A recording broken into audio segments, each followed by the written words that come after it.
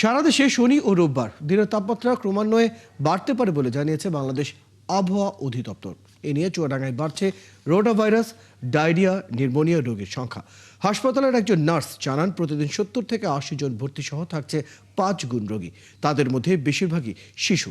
অতিরিক্ত রোগীর চাপে হাসপাতালের বেড, ওষুধ, স্যালাইনের সংকট দেখা দিয়েছে। রোগীরা মেঝেতেই চিকিৎসা নিচ্ছেন। এতে গাইবান্ধা গোবিন্দগঞ্জের কনকনে ঠান্ডার বাতাস আর কুয়াশায় তাপ অনুভূত হচ্ছে না। দুর্ভোগে পড়েছেন খেটে খাওয়া মানুষ।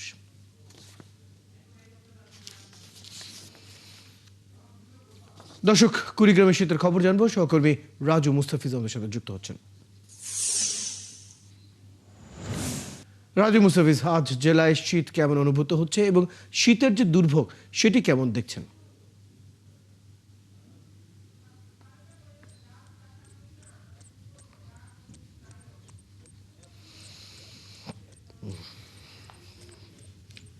ধন্যবাদ রয়েল আপনাকে। আসলে কুড়িগ্রামের যে অবস্থাটা মাঝের এই প্রথম দিকেই যে শীতের যে পরিমাণ শীত হওয়ার কথা ছিল, আসলে সেই পরিমাণ শীতের কনকনে ঠান্ডা বা বাতাস অনেকটা কম। দিনের বেলা সূর্য যখন ওঠে তখন দিনের বেশ গরম অনুভূত হলো। রাত বিকেলের পর থেকে ঠান্ডাটা তীব্র মনে হয়। রাত যত বাড়ে ততই আসলে ঠান্ডার অনুভূতিটি বেশি হয়। আপনাকে বলে রাখি যে আবহাওয়ার এই যে তারতম্য আসলে এই এলাকার মানুষকে এবার হতবাক করেছে। কারণ আপনি জানেন যে কুড়িগ্রাম জেলাটি হিমালয়ের পাদদেশীয়।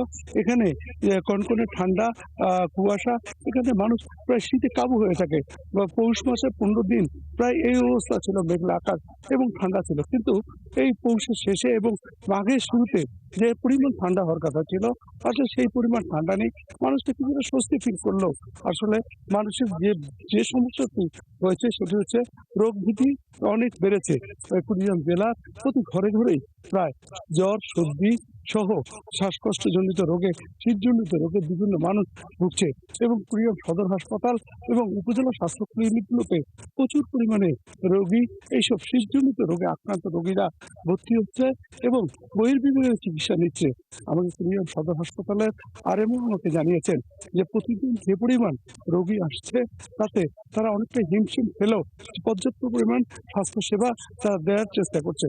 তারা বলছেন আবহাওয়ার এই বৈচিত্র্যতার কারণে রোগ বৃদ্ধি এবং শীতজনিত রোগের সংখ্যা অনেক বেড়েছে।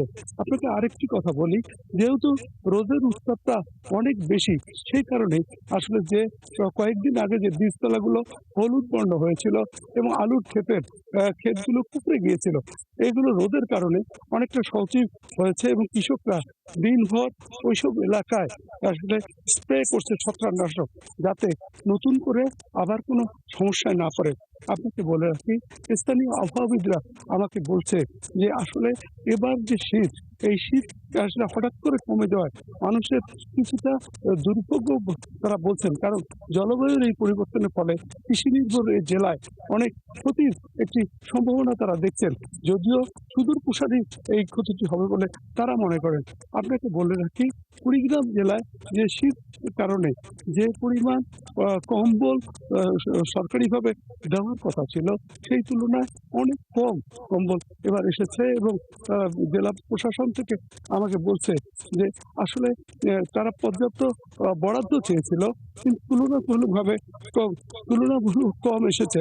আপনাকে আরেকটি কথা বলে রাখি যে তবে স্থানীয়ভাবে কিছু মানুষজন এইসব দুর্গম চর এবং দুর্গম এলাকায় তারা শীতবস্ত্র বিতরণ করছে বলে জানা গেছে। ধন্যবাদ রাজু মুস্তাফিজ। দর্শক, আমাদের সাথে কুড়িগ্রাম থেকে যুক্ত ছিলেন রাজু মুস্তাফিজ, জানাচ্ছিলেন সেখানকার শীতের খবর।